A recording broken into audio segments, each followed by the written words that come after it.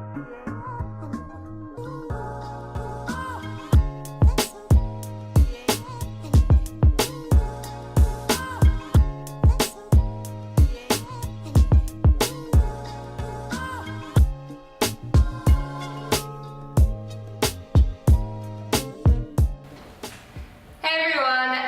to Everyone's a Critic. We're here today at Retreat Yoga Studio in New Cross. My name is Lydia and I'm a yoga teacher mostly based around Southeast London, and today we're going to be getting into yoga. Cool, so I'm going to start with doing a sun salutation A, so this is the first one we start with. So we start at the top of the mat in Samastiki. Spread the toes wide and press the feet down. Start to engage the legs and tuck the tailbone under.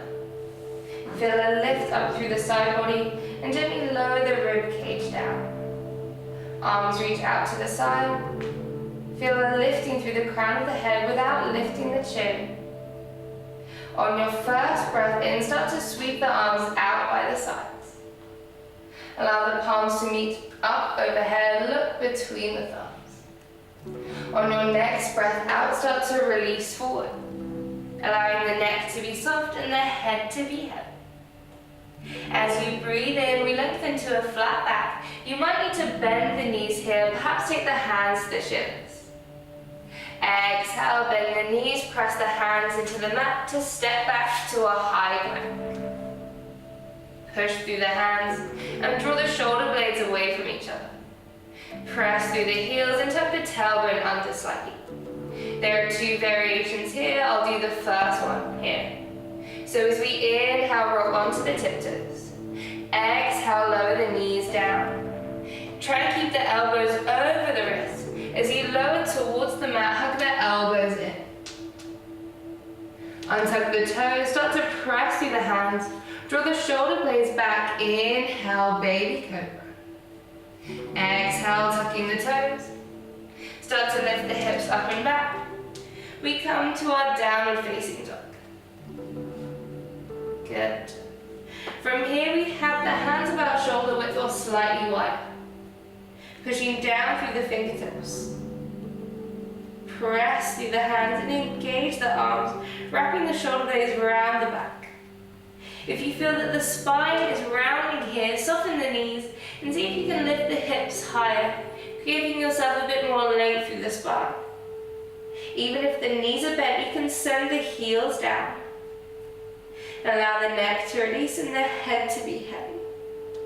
Spread the toes and widen through the feet.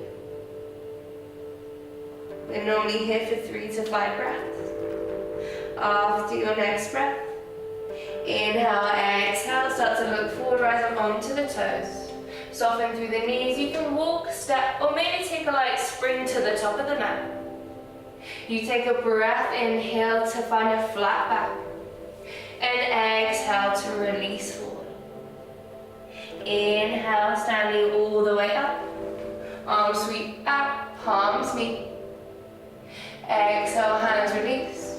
Resetting, Samastiki. Good, we'll do another one, this time variation 2. Inhale, sweep the arms up overhead, looking up beyond the thumbs. Exhale, start to release forward, neck and head heavy. Inhale, ripple through the spine, find a flat back. Exhale, bend the knees, plant the hands, step back, high back. Variation 2, keep the knees lifted. Try and keep the elbows over the wrists as you lower down, chaturanga. Inhale, lift the chest forward. Upward facing dog, broaden through the chest. Exhale, lift the hips up and back. Downward facing dog, we're here for another 3 to 5 breaths. Breathing might be a bit trickier here, but try and focus on an inhale and exhale through the nostrils. Press the heels gently away and see if you can find more length through the back of the legs. Check you're not opening through the chest, but the floating ribs are drawn in slightly. Push through the hands, lengthen through the spine. After your 5th breath, inhale, exhale, look forward, rise up onto the toes. Soften through the knees, coming back to the top of the mat. Inhale, use your breath to lift up, flat back. Exhale to release forward. Inhale, slowly rolling up. Feel that lengthening, lifting through the side of the body as you go. Exhale, hands release. We reset, Samastiki. So now I'm going to go through Warrior 2, which is a very popular pose again. So Warrior 2 is kind of more of a transitional pose. In Ashtanga we use this to come into a pose like this. And it's just really good to like open the hips and kind of start to build strength in the legs. Quite strong for the thighs. In more vinyasa classes you'll kind of use it to flow through forwards and backwards. So you start with the feet quite wide. It will kind of depend on the length of your legs and the shape of your body where this will be. But generally you want the knee stacked over the heel. We're working on external rotation, so we're rolling the hips outwards. It helps to press into the little toe sides of both feet to kind of feel this opening of the hips. The shoulders are also open and the arms extend out to the side. Tuck the tailbone under slightly and feel a length here in the side body. Again, we don't want to be opening the chest, but slightly drawing the rib cage in. We want to find strength through the arms and in the pose, but also a sense of softness. We don't want to be rigid here, but find a softening. Good, strong feet. Press actively through both feet. So check the weight isn't dropping into the front leg or the back. As soon as we drop into one, we can kind of lose the engagement here, and we want to stay strong through the center. Good, so this is Warrior 2. Cool, so I'm going to talk you through a forward fold. This can really vary. It's a pose that can look really different on loads of different people. So kind of the stripped back version is to kind of fold forward and take hold of your feet. For a lot of people this isn't accessible for a number of reasons, whether it be tight hamstrings or tight back. With no props at all, a way you can kind of bring your legs to you is just bend the knees, flex the feet. It helps to inhale, lift up, and then exhale to fold over. It's quite nice to find an engagement with the feet, and then just allow the head to soften. Often people think that by bending the knees we're actually cheating, because the traditional stretch is to have the legs long, but if we have the legs long but we don't have the flexibility through the hamstrings, we actually start to pull into the lower back. And by bending the knees, we can allow the pelvis to tilt, which releases the lower back and actually stretches the hamstrings. So if you need to bend your knees, that's not cheating at all. It will just kind of, you start here and then eventually you'll get further and further down until you're kind of all the way down. So that's quite like an active forward fold, which you wouldn't use any props for. But again, if you have tight hamstrings, you can set up onto a block. You can actually, anything kind of this shape at home, whether it's a big book, you can actually just find a blanket or something, but just something quite small that you can sit on comfortably. And if your spine is quite rounded here, it just kind of gives you that lift here to then fold over without kind of, again, hinging through your lower back. It can be more active, hands holding the feet and folding over. It can be quite passive, arms by the side. And again, if the knees need to bend, that's completely fine. If you're looking to really relax, I'll use this a lot if I can't sleep.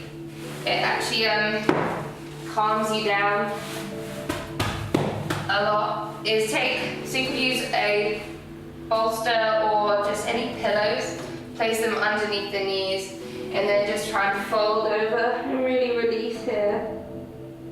And if you stay here for maybe like 5 minutes, if you're struggling to sleep, or if you feel really stressed, if you feel like you're going to have a panic attack or something, just come like this and it just completely calms you down. Try to watch the breath and just focus on the breathing. Yeah, and it can be a really nice one. So forward folding is really good, whether it's more active, it's more passive. You can kind of change it up depending on how you feel. So if you want more of a stretch, try without any props. Sometimes good to take a breath, lift, and then fold. Or, yeah, find more support and come into more restorative, more relaxing variation. Yoga is an ancient practice originating in India. It kind of came to the West in the 1980s, became quite popular then, and then now it's just, we've seen a huge boom in yoga's popularity. You see studios every corner you turn down, you see videos on YouTube. Sportswear, activewear is actually like the biggest growing clothing thing at the moment. So yoga is a physical practice based on flexibility, building strength, and also kind of like mental well-being and focus. I don't know, I think we've seen a cultural shift. I think people have kind of changed they've kind of realised that some things are important, some things are less kind of important, and I think that mental health and well-being has become really important for a lot of people. It's kind of come into people's consciousness, and I think yoga is a form of exercise that kind of is quite holistic in a way. It doesn't look just at the physical, the aesthetics, but also kind of the deeper, more mental aspects in your mental health as well. So it's physical and mental health, focusing kind of like on internalization. It's kind of a way you can prepare to meditate, start to meditate. So yoga was actually traditionally invented as a way to prepare the body for meditation. So recently we've seen a lot of studies going into meditation and mindfulness and how this can help us in our day-to-day lives. And I think people really struggle with just sitting down and meditating, and doing yoga, physical exercise, as a way to kind of, I don't know, it's a kind of like segue into that. And so they're like, okay, well, I want to explore this, but I can't sit down for 10, 15 minutes, an hour. And so if I do yoga, maybe I can get some of those mental benefits. I work for a charity called Armada, and we teach refugees and asylum seekers. And there have been a lot of studies into the kind of like neuroscience of what happens in the brain when you do yoga. And it's kind of one of the most effective types of therapy, better than meditation because of the kind of physical applications of it. And there was actually a conference like 2 weekends ago with the NHS, and about how the NHS can start referring people to yoga classes rather than prescribing them with medication. And it's a big conversation that's happening at the moment. I'd say if someone wants to get into yoga, start with online videos, just kind of Google them, see if there's someone you like the sound of their voice, you like what they're teaching. And then find a nearby studio. Loads of studios do introductory offers, normally like £30 for 20 days. Just go to as many different classes as you can, try out loads of different teachers, loads of different styles. Literally, yoga is so broad, you're bound to find something that kind of like clicks with you. So I'd say, yeah, just go out and just start trying. The best way to do yoga is to just practice, to just do it. If you're new to yoga and you haven't really explored it, and yoga is quite daunting, especially because the whole like Instagram stuff, you kind of see people doing all these things and you're like, wow, I can never do that, or oh, I'm scared to go to a class because what if like everyone's really good and we do like handstands and I'm just like there and blah blah blah. It's like with any kind of exercise, kind of you're like, oh well, I'll do that. I'll go to the gym when I feel a bit like fitter or somewhat. We're always kind of like preparing for something. And I think, if you are quite intimidated by yoga, which is perfectly understandable, watching a video on YouTube, trying it out at home, I've definitely done it as well. It can be a really good place to begin. And then once you get a bit more familiar with the poses, start to feel a bit more confident, and then go to a class. I think the difference in going to a class for me is I like going to a class because I'm just not that motivated when I'm at home on my own. I'm like, okay, I'm going to sit down and I'm going to do an hour of yoga. 5 minutes in, I'm like, oh, I should write that down. Oh, I should do the laundry. Oh, I should do that. Like, my mind is just crazy. And so if I actually go to a place, dedicate the time for myself to just be in a studio and practice with other people, is really quite nice. Yeah, and the people is another huge pull to go to a yoga studio. You connect with other people. There's this kind of like energy in the room. Yeah, it's really like encouraging in many ways. And you get a teacher who gets to know you, you know. When they're doing a video on YouTube, it's kind of standard instructions. It's not kind of, okay, well, your hips are in that way, or your body is like this, so you should do this to overcompensate. It's very just like, you know, this is the general position that you should try and be in. And so with a teacher, you build a relationship, they get to know you, they get to know your body, and you can really, hone in on your skills.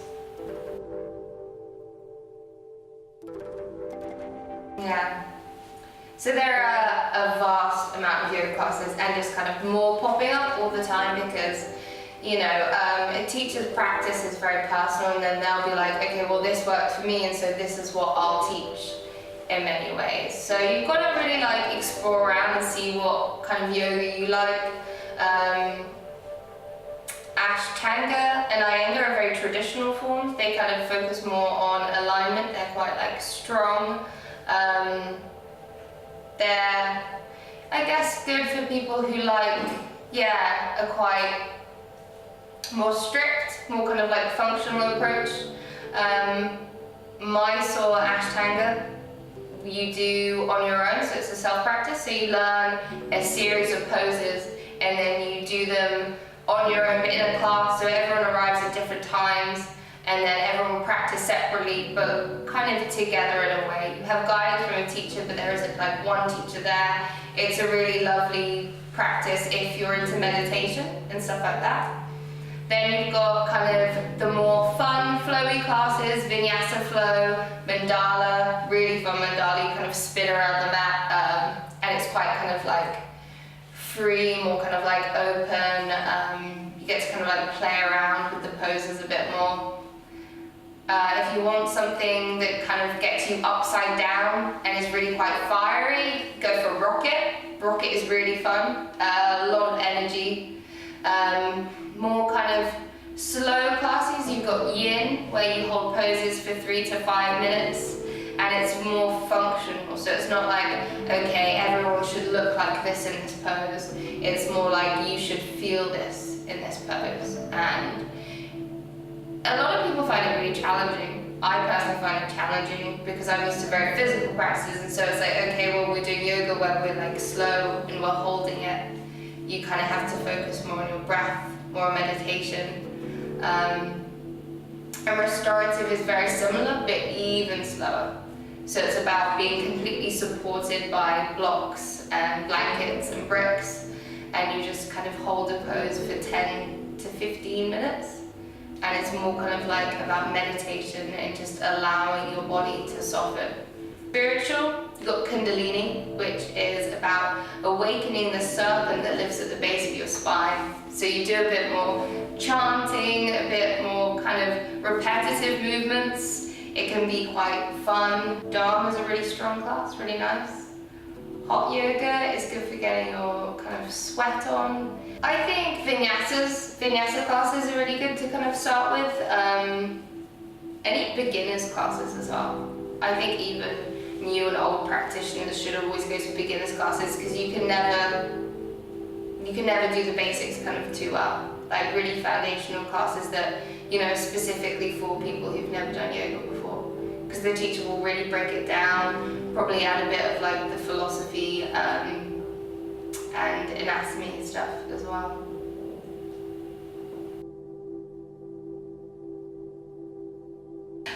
Yeah, so now you can kind of literally find any type of yoga. Kind of like beer yoga, wine yoga, goat yoga, cat yoga, bunny yoga. So yeah, they've kind of taken yoga and realized that, you know, it's a really trendy thing and it sells really well. And they're like, okay, well, how can we get people to come to our class? Okay, well, we'll put goats in the room so that when you're like in your downward dog, there's a little like goat running around. I think some of them are quite good. I think some might be like sanctuaries, is that what it's called? Yeah. Yeah, so they kind of, you know, rescued these goats and they live there and you come and practice yoga around them. But I don't know, for me personally, I think that kind of really detracts away from what I think of yoga, which is a kind of like internal self-investigation. And if you're kind of looking around to see where the goat is, or if it's like done anything on your mat or something, it kind of, yeah, moves away from that. And also I think if you're kind of drinking and doing yoga, it kind of contradicts the moral principles of yoga, and I'm not so sure if that's really in line with what it's all about, and it just seems a bit of a kind of like appropriation of an ancient practice to get a bit more money and sell tickets. It definitely comes with its problems. People see people doing yoga on Instagram and all these fancy poses, and it can either be inclusive and it can bring people in, or it can alienate people. People are like, okay, well, I'm never going to be able to do that, I'm not going to do yoga. The most common question I get as a yoga teacher is, well, people are like, oh, I don't do yoga because I'm not flexible. It's kind of like, well, that's why you do yoga, to kind of begin to get flexible. People think that they should start doing yoga and be in kind of like bridges, or, you know, you see all the fancy stuff on Facebook and Instagram and stuff. But actually, it does detract a lot away from kind of like the true meaning of yoga, which is kind of like to sit, well, to be still, to be mindful, to focus. Is there a split in the yoga community of like old versus new? I think so, especially in kind of some traditions. Some yoga is much more traditional, and then others is not. Some people are like, well, I'm a bit more like, you know, if people are doing yoga, that's great, and they'll kind of, you know, it's better than doing something else, and they might connect to the deeper practices, or they might just stay at the top. But, you know, as long as they, you know, on the yoga route, there's potential for them to go deeper within that. Whereas if they weren't at all. But then, some people are real purists and they think it's something kind of more sacred that needs to be protected. But then that leads to a lot of elitism in yoga as well. There are a lot of like elitist problems, people kind of wanting to protect things and keep it kind of sacred in a way. And then you get into like accessibility, kind of who yoga's open to, who yoga speaks to.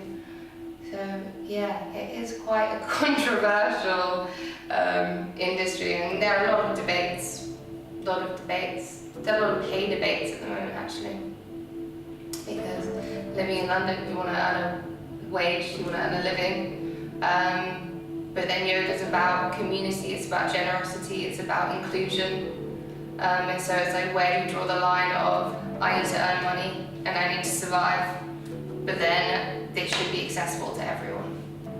And there's a real kind of like friction there, and it's something that yoga teachers don't talk about really, because it contradicts the philosophy of what, you know, we think we stand for or believe in.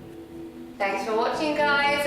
If you'd like to hear a bit more about what I'm doing, you can follow me on Instagram at yogi_lids, Lyds. If you like this video, if you'd like to see more of it, then please like, subscribe, and comment if there's anything that you would like to see next on the channel. Thanks, and see you later. Bye!